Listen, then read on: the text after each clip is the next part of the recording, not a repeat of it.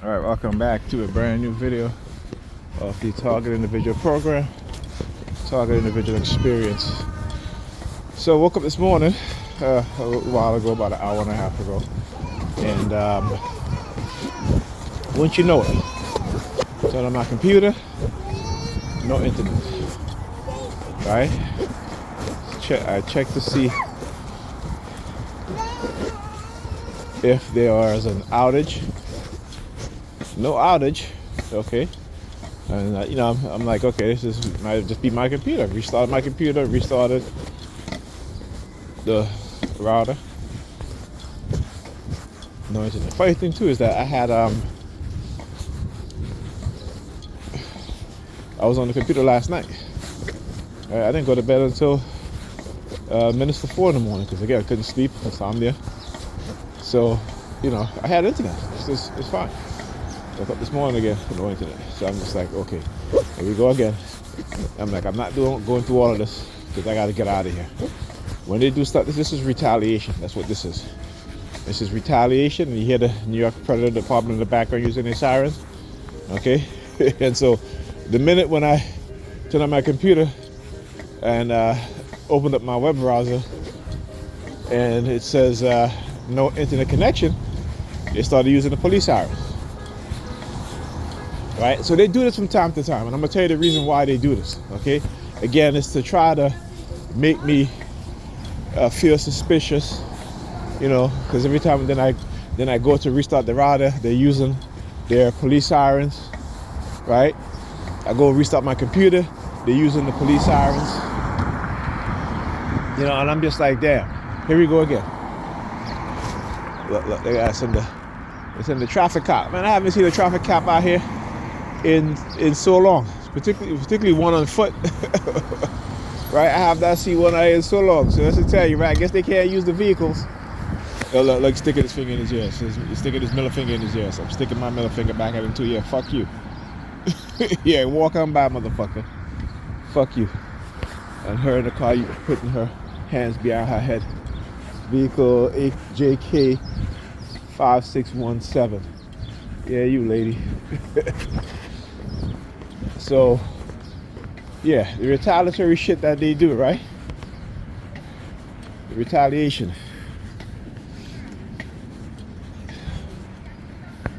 And so, yeah, that's what these predators, New York Predator Department do. Okay, so again, when you talk about, and again, there's a lot of studies that's been done on this guy. Actually, I did post an article about it too. That's probably one of the reasons why they're pissed.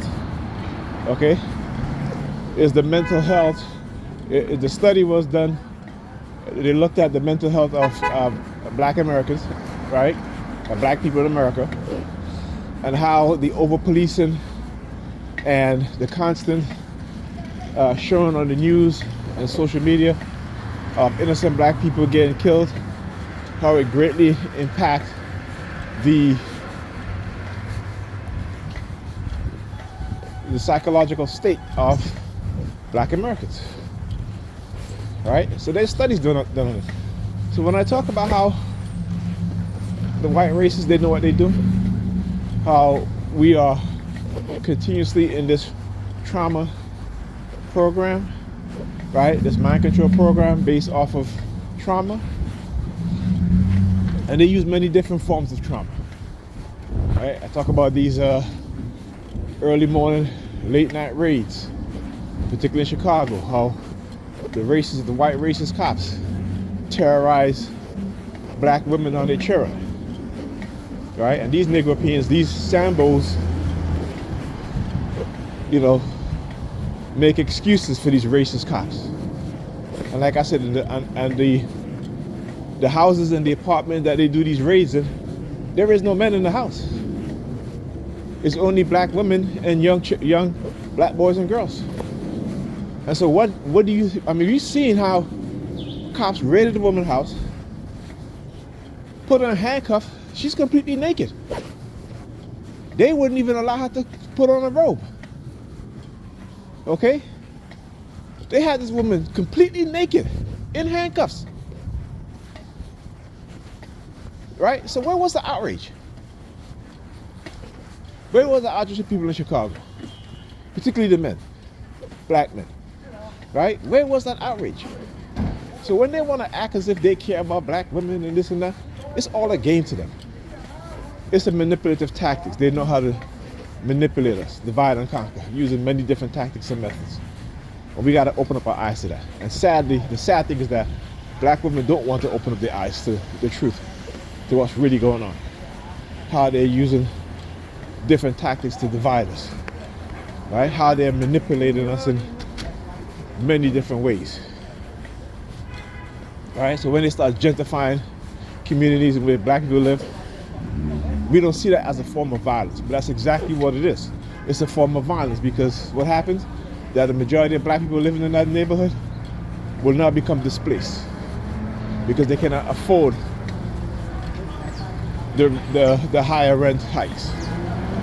You know, we don't look at those things as a form of violence, but it is a form of violence.